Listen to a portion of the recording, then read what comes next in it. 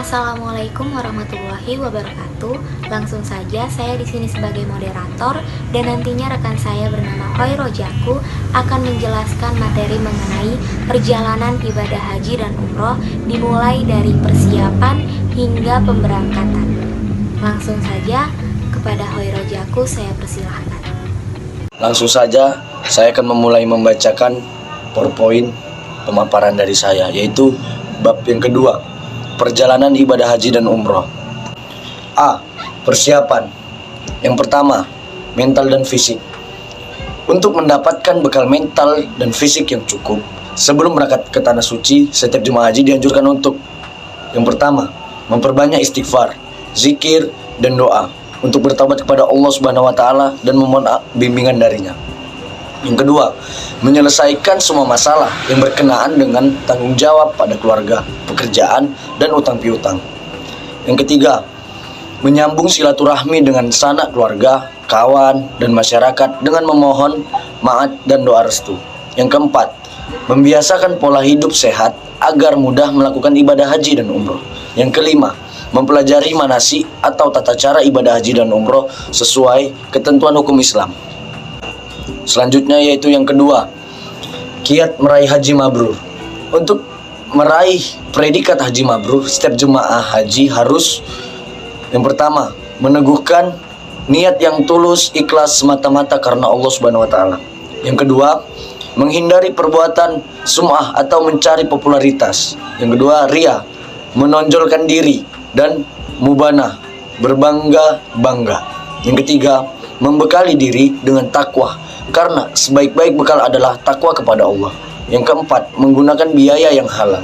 Yang kelima, membekali diri dengan hati yang selalu berserah diri kepada Allah, menerapkan sikap sabar, tawakal, dan bersyukur dalam setiap kesempatan, serta memperbanyak zikir dan doa. Yang keenam, melaksanakan semua rangkaian haji mulai dari rukun, wajib, dan sunnahnya sesuai tuntunan syarat. Yang kedelapan, mengendalikan hawa nafsu selama dalam perjalanan selama menjalankan ibadah haji. Yang kesembilan, menghindari semua larangan ihram dengan penuh kesungguhan. Yang kesepuluh, meningkatkan kualitas ibadah dan kepedulian sosial sepulang dari ibadah haji yang ditandai dengan: yang pertama, menunjukkan tutur kata yang baik. Yang kedua, menebarkan kedamaian dan kesejahteraan. Yang ketiga, menunjukkan sikap senang, memberi, dan membantu kepentingan umat. Yang keempat, meninggalkan maksiat. Selanjutnya yaitu yang ketiga, bimbingan manasik haji. Yang pertama, jemaah haji yang telah mendapatkan kuota tahun berjalan akan mendapatkan buku paket bimbingan manasik haji. Yang kedua, bentuk bimbingan diberikan dalam dua sistem, secara kelompok dan massal. Yang ketiga, sistem bimbingan kelompok dilaksanakan di kecamatan oleh jajaran kantor urusan agama atau yang disebut dengan KUA kecamatan. Yang keempat, sistem bimbingan massal dilaksanakan di kabupaten atau kota oleh kantor Kementerian Agama kabupaten atau kota. Dan yang terakhir yaitu jadwal dan tempat bimbingan diatur oleh kepala kantor Kementerian Agama kabupaten atau kota dan kepala KUA setempat. Selanjutnya yaitu yang keempat, pembinaan kesehatan. Jemaah haji yang telah terdaftar dan masuk dalam urutan berangkat pada tahun berjalan diberikan pembinaan kesehatan oleh Dinas Kesehatan Kabupaten atau Kota bekerja sama dengan puskesmas kecamatan sebagai persiapan melaksanakan ibadah haji di Arab Saudi. Yang kelima, pengelompokan. Yang pertama, sebelum berangkat rombongan jemaah dibagi dalam kelompok-kelompok berdasarkan pertimbangan domisili jemaah dan keluarga. Yang kedua, setiap 11 orang jemaah haji dikelompokkan dalam satu regu, dan setiap 4 regu atau 45 orang dikelompokkan dalam satu rombongan. Untuk setiap satu regu ditunjuk seorang ketua regu, dan untuk setiap satu rombongan ditunjuk sebagai seorang ketua rombongan. Yang ketiga, penugasan ketua regu dan ketua rombongan ditetapkan oleh kepala kantor Kementerian Agama kabupaten atau kota. Yang keempat, jemaah haji diberangkatkan dalam satu kelompok terbang atau kloter dengan kapasitas pesawat bervariasi mulai dari kapasitas 325 orang, 360 orang, 393 orang, 410 orang, 450 orang sampai 455 orang. Dalam setiap kloter terdapat petugas operasional yang menyertai jemaah haji, terdiri atas yang pertama, tim pemandu haji Indonesia atau yang disebut dengan TPHI sebagai ketua kloter. Yang kedua, tim pembimbing ibadah haji Indonesia yang disebut dengan TPIHI.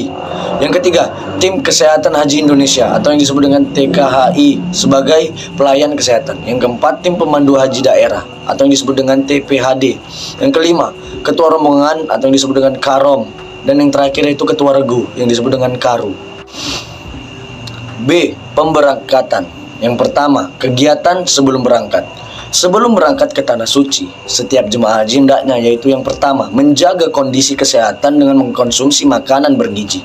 Yang kedua, merawat kebugaran atau kesehatan fisik dengan berolahraga secara teratur. Yang ketiga, menyelesaikan urusan pribadi, dinas, dan sosial kemasyarakatan. Yang keempat, menyiapkan bekal untuk keluarga yang ditinggalkan. Dan yang kelima, menyiapkan barang-barang bawaan, mulai dari dokumen atau surat panggilan, masuk asrama atau SPMA, bukti setor, lunas BP berwarna biru, buku, atau kartu kesehatan. Perbekalan seperti pakaian sampai obat-obatan yang diperlukan. Melaksanakan sholat sunnah safar 2 rakaat dan berdoa untuk keselamatan diri dan keluarga yang ditinggalkan.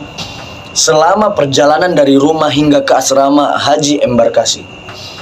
Sebelum berangkat dari rumah menuju asrama haji embarkasi, setiap jemaah hendaknya yang pertama, mengikuti arahan yang tertulis dalam surat panggilan dari Kementerian Agama kabupaten atau kota saat berangkat ke asrama haji. Yang kedua, memperbanyak zikir dan doa. Yang ketiga, membaca talbiyah untuk memantapkan diri berangkat haji tanpa disertai niat ikhram semata-mata sebagai zikir dan syiar.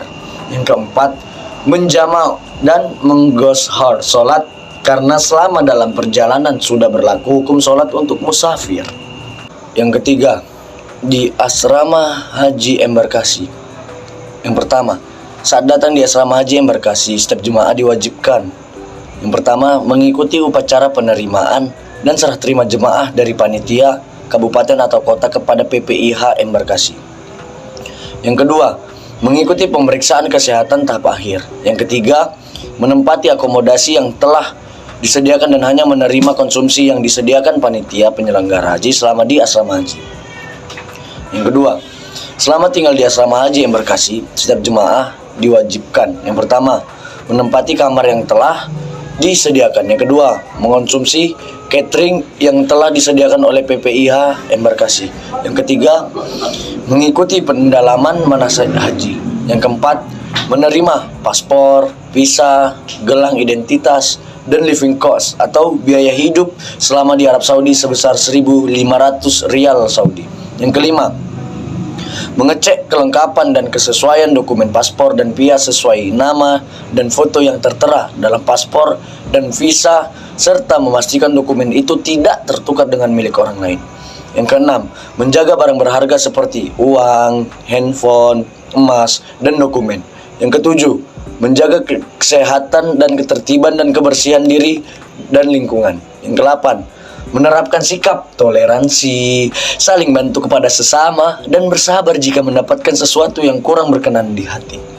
Yang kesembilan, memakai pakaian ikhram bagi jemaah haji gelombang kedua ketika hendak berangkat dari asrama haji menuju bandara. Niat ikhram haji atau umroh dapat dilakukan di asrama embarkasi atau di dalam pesawat sebelum pesawat melintas di atas Yalamlam atau Komul Manazil setelah kru pesawat menyampaikan informasi mikot. Yang ketiga, selama menetap di asrama haji embarkasi, jemaah dilarang yang pertama, membuat kegaduhan dengan keluar masuk asrama haji sembarangan demi menjaga ketertiban, keselamatan, dan kesehatan jemaah haji sendiri.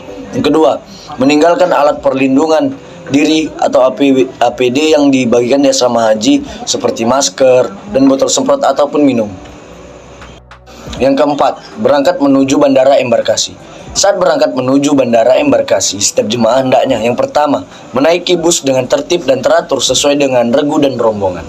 Yang kedua, memperhatikan tas tentengan dan tas paspor agar tidak sampai tertinggal. Yang ketiga, membaca doa atau mengirimkan doa pembimbing ibadah saat berangkat menuju bandara. Setiap jemaah haji dilarang yang pertama, membawa majalah atau rekaman porno tulisan-tulisan yang bersifat provokatif, narkoba, rokok, lebih dari 200 batang dan jamu yang berlebihan. Yang kedua, menerima titipan barang dari siapapun karena dikhawatirkan barang itu bersifat terlarang seperti narkoba, dokumen yang bersifat melawan negara, dan lain-lain yang membahayakan jemaah haji. Selanjutnya itu yang kelima, di bandara embarkasi. Selama di bandara embarkasi, setiap jemaah hendaknya yang pertama, turun dari bus dengan tertib dan teratur. Yang kedua, memperhatikan tas, tentengan, dan tas paspor agar tidak tertinggal dalam bus. Yang ketiga, menaiki pesawat secara tertib dengan menunjukkan boarding pass. Selanjutnya itu yang keenam, di pesawat terbang. Selama di dalam pesawat, jemaah haji hendaknya yang pertama, mematuhi petunjuk yang disampaikan awak kabin atau pramugara atau pramugari atau petugas kloter. Yang kedua, menyimpan tas tentengan di tempat yang telah disediakan di dalam kabin. Yang ketiga, menggunakan sabuk pengaman, duduk dengan tenang. Yang keempat, memperbanyak zikir dan doa serta membaca ayat-ayat suci Al-Quran sebagai bentuk berserah diri dan tawakal kepada Allah Subhanahu wa taala. Yang kelima, memperhatikan tata cara menggunakan WC, berhati-hati dalam menggunakan air agar tidak tercecer di lantai WC pesawat karena ceceran air bisa membahayakan keselamatan penerbangan. Yang keenam, melihat petunjuk bila hendak buang air kecil ataupun besar. Misalnya, duduk di atas kloset, menggunakan tisu yang tersedia untuk menyucikan diri, membasahi tisu dengan air keran. Bila masih ragu, jangan segan meminta tolong kepada awak kabin atau petugas kloter. Yang ketujuh, bersuci dengan cara tayamum. Yang kedelapan, membersihkan kloset dengan menekan tombol yang bertuliskan flush setelah selesai buang air kecil ataupun besar. Yang kesembilan, menjaga pakaian yang dikenakan tetap bersih dan suci selama buang air kecil ataupun besar. Yang kesepuluh, memperhatikan ceramah pembimbing dan menonton film manasik haji yang dipertunjukkan selama dalam perdagangan. Yang ke-11, menghubungi petugas kesehatan bila jemaah haji sakit. Selama dalam penerbangan, jemaah haji dilarang yang pertama, membuat kegaduhan, berjalan hilir mudik kecuali atau ada keperluan.